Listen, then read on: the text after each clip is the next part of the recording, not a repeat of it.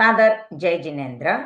शिशु संस्कार बोध भाग 3, इकाई 7, पाठ 1। जैन पारिभाषिक शब्द। सिंघाड़ा शब्द का क्या अर्थ है?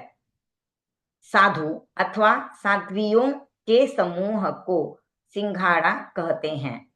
उस समूह के मुखिया को सिंघाड़पति या अग्रणी कहते हैं। ठाणा शब्द का क्या अर्थ है? ठाणा शब्द साधु अथवा साध्वियों के लिए संख्यावाचक शब्द है। जैसे साधुओं के 3 ठाणे अर्थात 3 साधु। पड़ी लेहणा किसे कहते हैं? साधु अपने संपूर्ण उपकरणों, वस्त्र, पात्र आदि को इस लक्ष्य के साथ देखता है कि कहीं उसमें छोटे बड़े जीव तो नहीं हैं। उन्हें विधि पूर्वक देखने को परिलेहना या प्रतिलेखन कहते हैं। यह कार्य सुबह व शाम को एक निश्चित समय पर होता है। शय्यातर किसे कहते हैं? जिसके मकान में साधु प्रवास करते हैं उसका मालिक शय्यातर कहलाता है। उसके घर उस दिन गोचरी की जा सकती है, पर दूसरी रात या उससे अधिक उसके मकान में ठहरते हों तो अगले दिन से उस घर से निर्धारित वस्तु ही ली जा सकती है।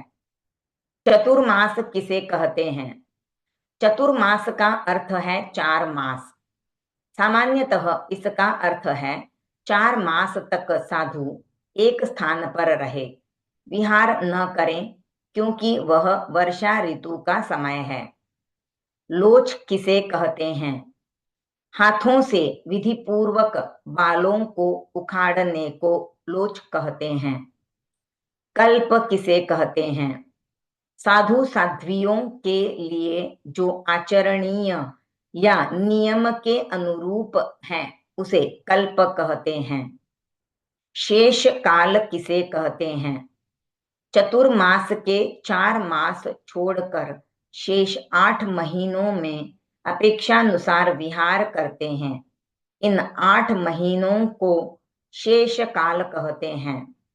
श्रावक श्राविका कहते हैं कि महाराज की सेवा करने चलो। सेवा का अर्थ क्या है? यहाँ सेवा शब्द का अर्थ पैर दबाना आदि नहीं है। सेवा का अर्थ है उपासना करना। साधु साध्वियों के पास में विधि पूर्वक बैठना और अपेक्षानुसार ज्ञान व शिक्षा प्राप्त करना। आपको ध्यान रखना है, बातचीत में इन शब्दों का यथोचित उपयोग करें। पाठ 2, आशातना। आशातना किसे कहते हैं? अशिष्ट या असत व्यवहार को आशातना कहते हैं। उदाहरण के द्वारा समझाएं कि आशातना किस प्रकार होती है।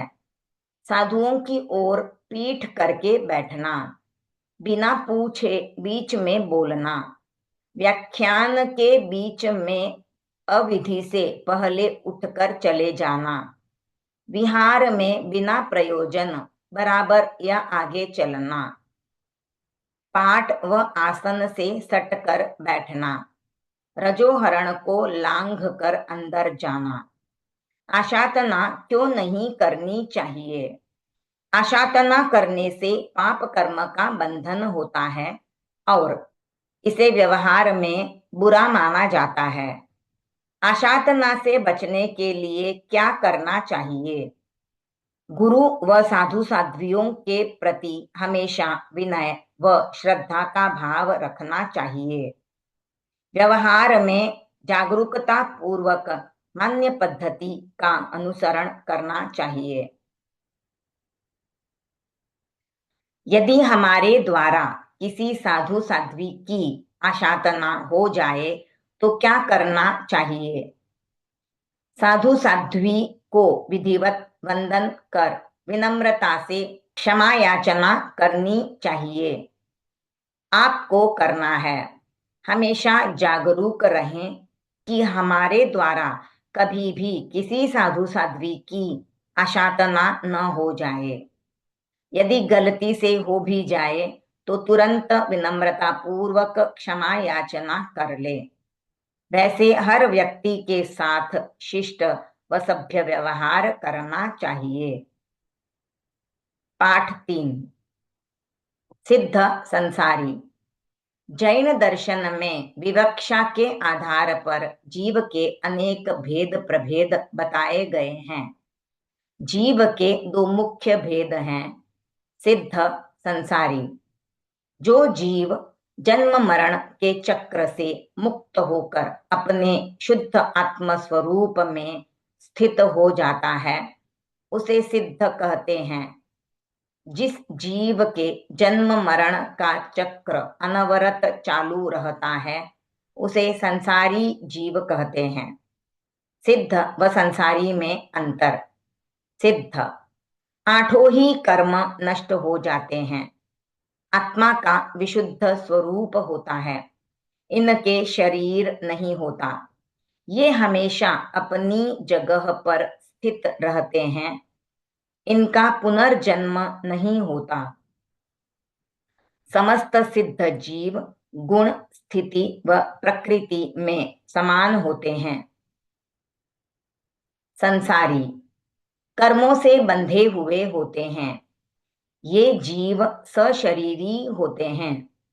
इन जीवों का कर्म बंधन के अनुसार चारों गतियों में परिभ्रमण चलता रहता है।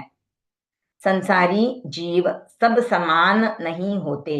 एकेंद्रिय से पंचेंद्रिय तक के सभी जीव संसारी जीव कहलाते हैं। तीर्थंकर व केवली भी संसारी जीव में आते हैं। आपको करना है। तत्व ज्ञान होने से धार्मिकता और पुष्ट होती है, इसलिए तत्व ज्ञान करते रहना चाहिए। आपको ध्यान रखना है, हम संसारी जीव हैं, पर हमारा लक्ष्य सिद्ध बनना है। मुक्त होने के लिए कर्म बंधन को तोड़ना होगा। इसके लिए धर्म के विविध प्रयोग ही आधार हैं। पाठ 4 जन्मदिन कैसे मनाएं। प्रिय ज्ञानार्थियों, पूरे वर्ष हमें जिस दिन की सबसे ज्यादा प्रतीक्षा रहती है, वह दिन है हमारा जन्मदिन। यह दिन हमारे जीवन का विशिष्ट दिन होता है। सभी धर्मों व वर्गों में जन्मदिन मनाने का अपना अपना अलग तरीका होता है। हमने जैन परिवार में जन्म लिया है। हमें जन्मदिन को जैन संस्कारों के अनुरूप ही मनाना चाहिए। इसकी रूपरेखा इस प्रकार हो सकती है। सुबह उठते ही नमस्कार मंत्र व गुरुदेव को भाव वंदना करें। यदि आसपास कोई साधु साध्वी विराजित हों तो उनके दर्शन करें, विधिवत वंदन करें और उनसे मंगल पाठ सुनें।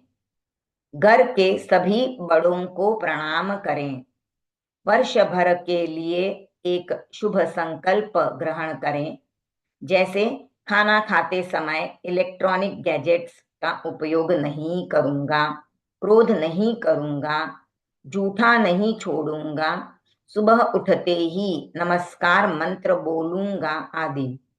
इस प्रकार प्रतिवर्ष एक सत्संकल्प ग्रहण करने से आपके जीवन में सद्गुणों का खजाना बढ़ता जाएगा। जन्मदिन को बाहर होटल में नहीं, बल्कि अपने घर में अपने पारिवारिक जनों एवं मित्रों के साथ मनाना चाहिए। मिठाई से सबका मुंह मीठा कराएं। जिस पारिवारिक जन का जन्मदिन है, उसके लिए मंगल भावना गाकर उसके शुभ भविष्य की मंगल कामना करें।